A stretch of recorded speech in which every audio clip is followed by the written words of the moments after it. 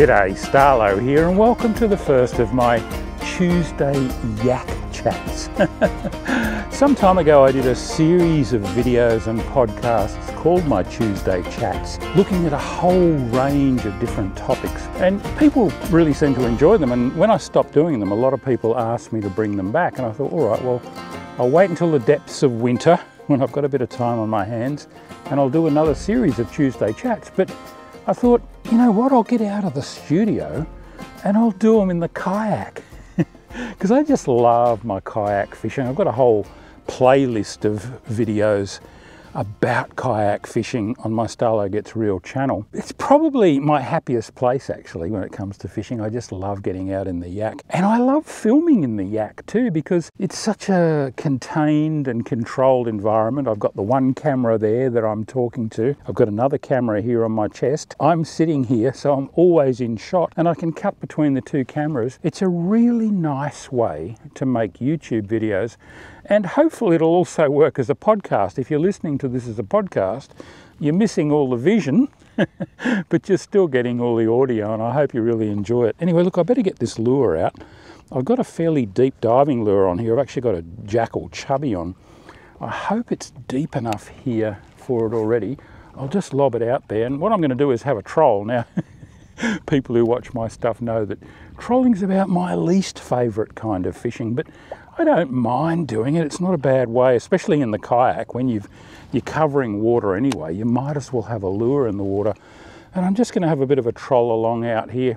I think it's about 3 to 4 metres deep where I am. I'll see if this lure hits the bottom. There are a lot of jellyfish here, so I reckon I'm probably going to hit a few of those with my lure, and that'll feel like fish at first. But I'm hoping I might pick up a flathead or a brim or a tailor while we're having a chat. I did a kayak episode recently where I didn't talk at all. I did a completely silent 15-minute video, which a lot of people had trouble getting their heads around because I'm usually a bit of a chatterbox. I talk all the time while I'm doing my videos, and I just thought I'd try it, do a silent one. Some people absolutely loved it. Some said, please never do that again.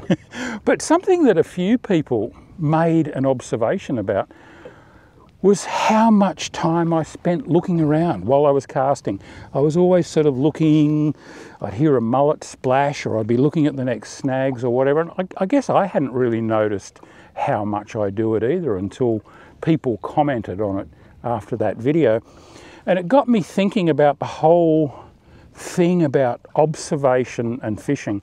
And I reckon if there's one common trait that I've seen in most of the really good anglers that I've been lucky enough to fish with through my lifetime, is that they're very observant people.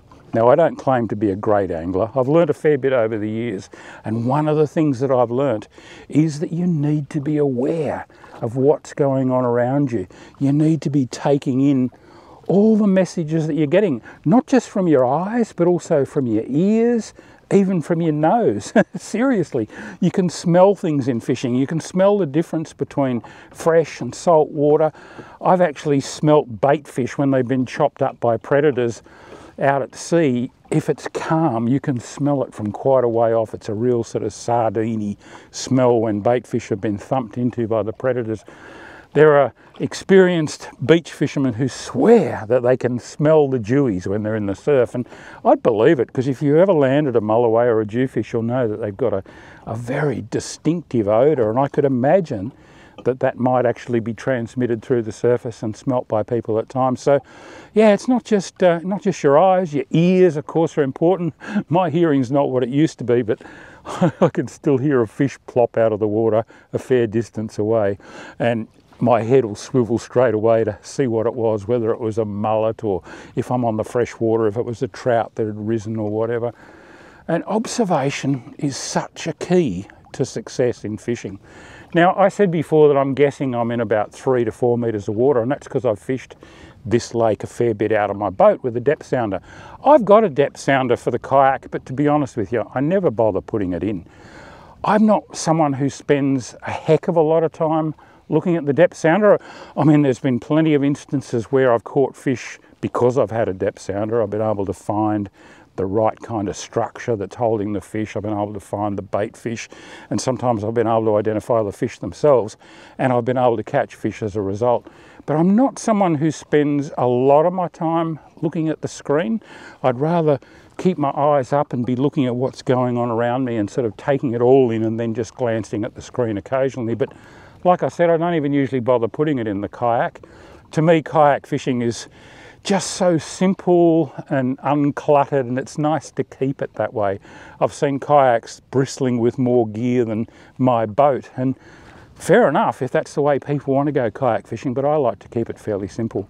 But having said all that, I've got no problems at all with using the various aids that we've got these days to help us find fish. Whether that's a set of polarized sunglasses, and I reckon I'll be putting mine on pretty soon because it's quite glary out here this afternoon. Polarized sunglasses are great because they cut that glare off the surface and allow you to see into the water. You can identify the structure that might be holding fish, and a lot of times you can actually see the fish. You take that one step further, of course, with a depth sounder because it shows you what's down under the boat. And of course, these days, there's all the controversy about the forward-facing sonar, FFS, or live scope, whatever you want to call it, which gives you a lifetime view of what's in front of the boat or out to the side of the boat, depends on where you turn the transducer.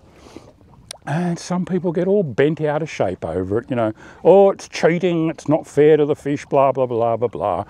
Look, I don't have one, and I've got no intention at the moment of getting a forward-facing sonar. Apart from anything else, to be totally honest, I can't afford it. They're pretty expensive units. But somewhere down the track, I'm sure the prices are going to come down. I know there's some simpler units now. Lowrance have got an Eagle unit with a really narrow forward-facing beam that looks really good. I might even end up getting one of those eventually. I don't have any philosophical issues with forward-facing sonar. To me, it's just another tool, just another way to spot fish. And as a lot of people have said, and it is so true, there's a huge difference between seeing them and catching them. One of the things that forward-facing sonar is showing a lot of anglers is just how many fish are out there that don't respond at all to our best offerings of lures or baits or flies. You can spot a fish on that forward-facing sonar, put your best presentation past it, and it either ignores it or actually turns around and swims away. That happens a lot, especially with things like Murray cod and even barramundi and the big impoundments. And you know, if I was chasing Murray cod and impoundment barra on a really regular basis, I would definitely try and save up and put a forward-facing sonar in my boat because I think it makes a massive difference. Now that lure just felt like, I didn't hit a fish or anything, but it just stopped swimming as well as it was before. It might have picked up a tiny little bit of weed. So what I'm going to do is just bring it in and check it. And that's a really good thing to do when you're trolling. If you think you've bumped the bottom or suddenly the lure doesn't feel like it's swimming properly, just bring it in. Yeah, see? Look at that. It's only a little bit of weed on there, but it's enough to kill the action of the lure. Not too many fish are going to take it with that bit of salad hanging off it. So I did actually brush the bottom there. All right, I'll get it back out again. What was I talking about? Yeah, forward-facing sonar. So look, I don't have a philosophical problem with it at all. I've fished with people that use it. I really admire the people that know how to use it well. You know, all this stuff about, oh, you don't need any skill if you've got forward-facing sonar. Well, if that's the case, tell me this. Why is it that the top anglers with forward-facing sonar catch so many more fish than the rest of the pack, be it in a tournament or in social fishing? It still takes a good angler to convert what you're seeing on the screen into a hookup. You're going to get a lot more chances, of course, and you're going to have to cast a lot less. If you're fishing a cod dam, for instance, instead of just blind casting all day or all night, you can actually save your shots until you can see a fish on the screen. And that does make a big difference. And yeah, ooh, hit the bottom again. More fish are going to get caught as a result of it, and it becomes really important then that we all practice conservation and put the big breeders back. And if we are fishing in a fishery where we want to take some fish home, we only take enough of what we're allowed to take within the size limits and everything else. That's all going to be even more important as things like forward-facing sonar make us more effective. But to be honest with you, we're really only just staying ahead of the game anyway, because fishing's getting tougher in a lot of places. Some places there's less fish, But in a lot of places there's more anglers too. Yep, picked up a little bit of weed again, bit of that bubble weed. And you know, that makes it harder. So we need things going our way to catch fish regularly these days. And things like forward-facing sonar will do that. But look, getting back to the whole observation thing, just learning to not just look, but to actually see. And yes, there's a big difference between looking and seeing something, actually getting a message from what you're seeing.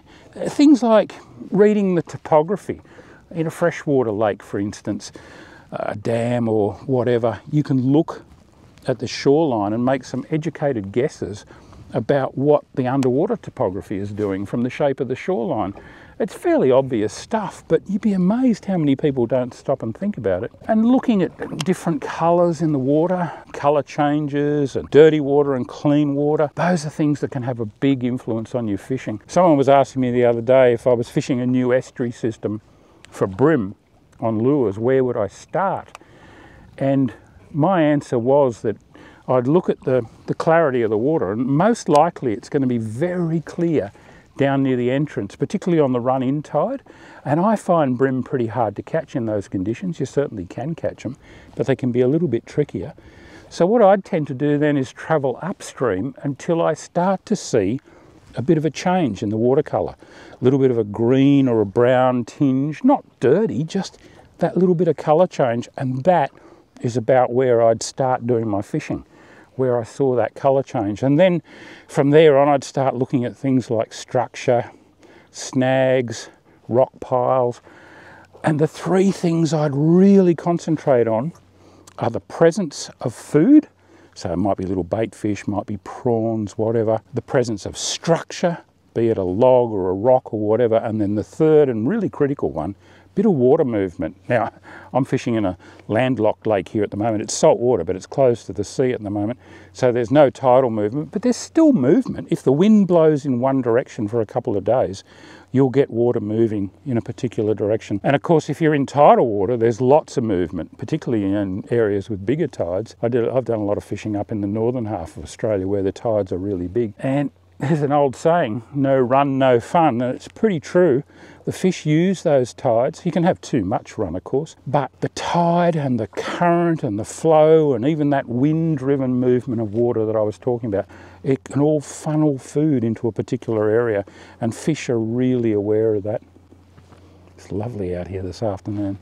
I'm enjoying that warmth. It was really, really cold this morning when I got up, very close to 0. But it's warmed up, and I'd say the temperature's probably about 17 or 18 at the moment, and in that direct sun, oh, it just feels so nice. You'll notice I've got my my PFD on though, my inflating life jacket, because I'm out in pretty deep water here. If something did go wrong and I ended up in the water, I would definitely pop this, because it's a long swim back, especially seeing I've got these gum boots on. Not the smartest thing perhaps to have in a small boat, but when you got to get in and out in the really cold water and I'm in these cold conditions, I'll wear them, but I'll make sure I've got one of these on as well, because I'd still be able to float even with the full boots. I'd try and get rid of the boots as quickly as I could, but they're not easy to get off in the water. So make sure I have my life jacket on, even if it's not mandated by law in the jurisdiction that you're in. It just makes a lot of sense to wear one. So yeah, I'm going to make these Tuesday Yak Chats a regular feature. I'll come out in the kayak, have a yarn to you about a subject. Let me know if there's anything you'd particularly like me. Ooh, that's a snag. I'll spin around and go back and see if I can get that lure off. That's funny, there must be a bit of rock out there. I didn't know that was there actually. Good to know. Sometimes your best cheap depth sounder is your lure itself. It'll tell you how deep it is, and it'll also let you know where there's a bit of structure like that. I did come past a crab trap there before, but I was well clear of it, so I don't think I've hooked that. But I'll head back up here and see if I can get this lure off. As I was saying, if there's something you'd particularly like me to address in my Tuesday chats, just jump on and let me know. I'd love to tackle any topics that you want to hear about. and I'll take you fishing each Tuesday. We'll come out and do something like this. Oh, you know what? It's a jellyfish. It's not a solid snag at all. I managed to pin myself one of the big jellies that's floating around here. There's a lot of them. Oh, okay. Good catch and release on the jellyfish. All right, I'll get the lure back out. I didn't think there were any snags out in this bit. And I'll keep trolling along this shoreline here, see if I can find a fish. Wow, I'm actually hitting the jellyfish with the propel drive on the Native Watercraft kayak. This is a pedal kayak, obviously, as you can see. There's a few different brands. You've mostly got your Hobies, which have got flippers, and then you've got your various ones with propellers, and the Native Watercraft were the original of those, and as far as I'm concerned, still the best of the propeller-driven kayaks. It's a different action. The ones with the flippers, the Hobies, you use an up and down action with the pedals and flap the flippers, and with the Native Watercrafts and their various clones, you use a circular bicycle motion to drive the propeller. They've both got their advantages and their disadvantages. I guess the biggest disadvantage of the Native Watercraft is that you can't go in super shallow water in it. This propel drive sticks down about 50 centimetres into the water. So once I get in less than about 60 centimetres of water, I've got to lift it up and use the paddle. Whereas with the flippers on the Hobies, you can flutter them. You can keep them up quite high in the water and flutter them and go through really, really shallow stuff. That'd be the only real disadvantage, I think, of the Native Watercraft. What I love about the Native Watercraft, though, is instant reverse. You can go forward, you can go backwards, you don't have to pull a lever or change anything to go from forward to reverse. And that also means you can shuffle them and hold position in one spot just by going back and forth like that. I don't know how many fish I've landed because I've been able to back pedal out of the snags over the years, but it's a really, really good thing to have, that ability to go instantly from forward into reverse. That's why I love the Natives so much. I've been in Native Watercrafts for years, and I don't see any reason to change, but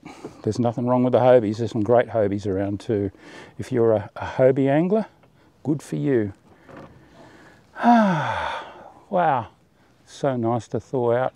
I'm actually not feeling hot, but I'm feeling quite warm at the moment. I've got a couple of layers on here, and I've warmed up quite a bit.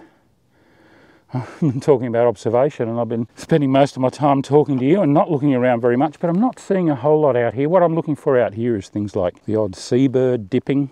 There might be some bait fish near the surface or being pushed up by some tailor, things like that, but I'm really not seeing much happening. I haven't even seen a mullet jump since I've been out here today, but the sun's still reasonably high. It's about pushing on towards 3 o'clock in the afternoon. Days are pretty short at this time of the year. That sun will get down pretty quickly, but as it does get a bit lower, that's when I'd expect the fish to become a little bit more active.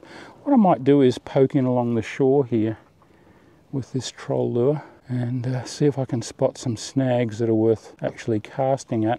Notice I've just got my peaked baseball cap on. I've started wearing broader brimmed hats in the sun a lot these days, you know, with all the worries about skin cancer and everything else. It's really important to cover up, but 3 o'clock in the afternoon in the middle of winter, I reckon I can actually benefit from a little bit of exposure to some sunlight. I don't think it'll do me any harm at all, so I've just gone for the baseball cap.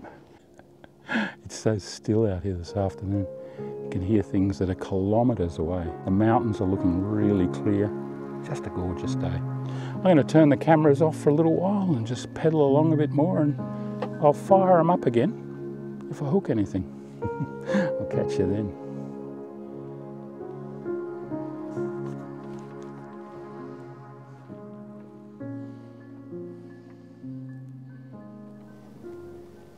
The sun's getting really low now. It's going to disappear behind those trees and hills in a minute, and it'll get dark really quickly, and it'll get cold really quickly. I won't be staying out here too much longer, but I'm going to have another couple of goes around these rocks with a shallower running lure, especially now that the light levels have dropped a bit. Look, we might not catch anything on today's yak chat, but I'm sure we will on future Tuesdays, so I hope you'll join me.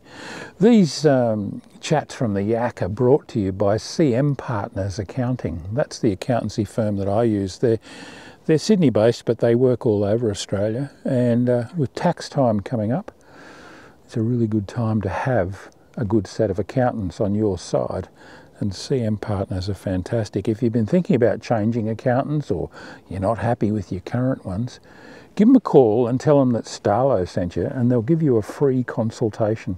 Absolutely no strings attached. All right, let's have a cast.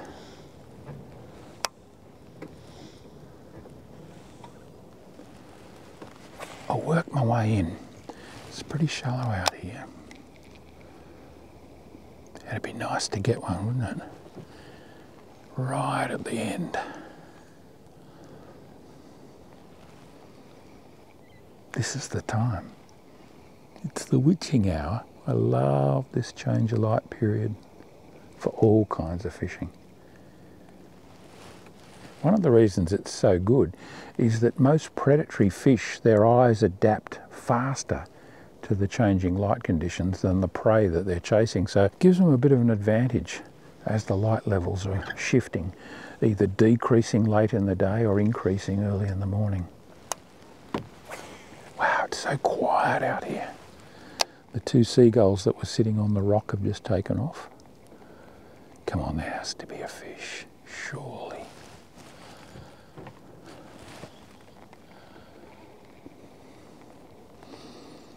Just test my drag again, tighten it a little bit because it's pretty rocky country in here.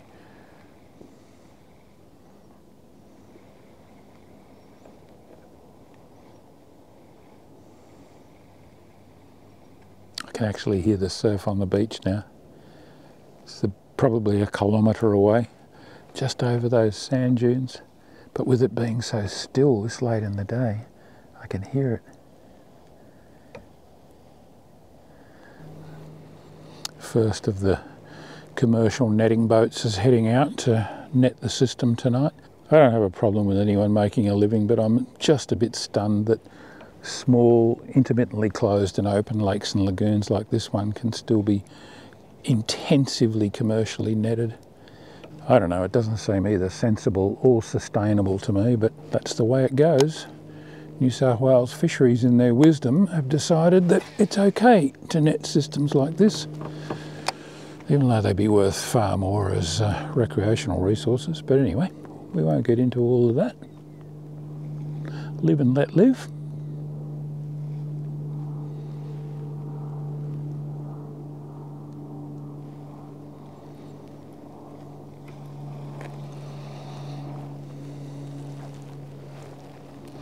I just don't think it's going to happen for me this evening.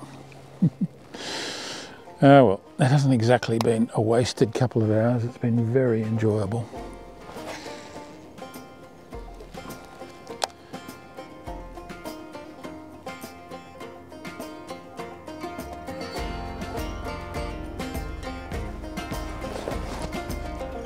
Hope you've enjoyed my first Tuesday Yak Chat, and that you'll tune in next Tuesday and have a look. And like I said, if you've got a subject that you'd like me to have a chat about, just let me know. I read all your comments, even if I don't get to respond to every single one of them, and I try to respond to most. The other thing you can really do to help me is give me a thumbs up, like this, and subscribe to the channel if you don't already do so.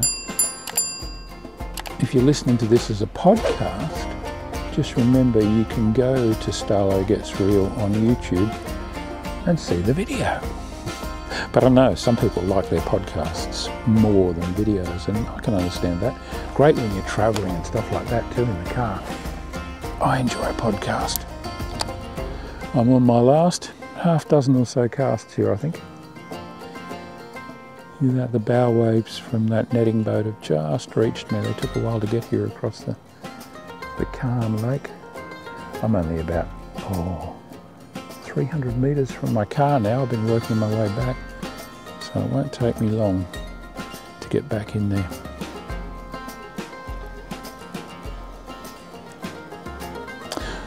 Anyway, until next Tuesday, this is Starlo wishing you tight lines.